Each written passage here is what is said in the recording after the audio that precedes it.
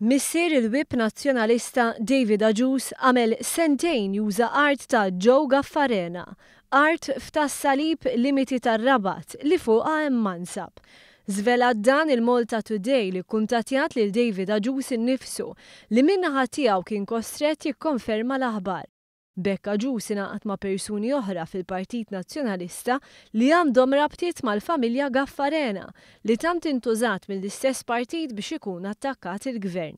Wara li qal li ma jafx x'għamel jew x'qed jagħmel missieru, Agius ikkonferma li bejn l-2011 u l-2012 missieru kien qed juża dan il-mansab, dan f'sentejn li matulhom l-istaġun tal-insib ma nfetaħx.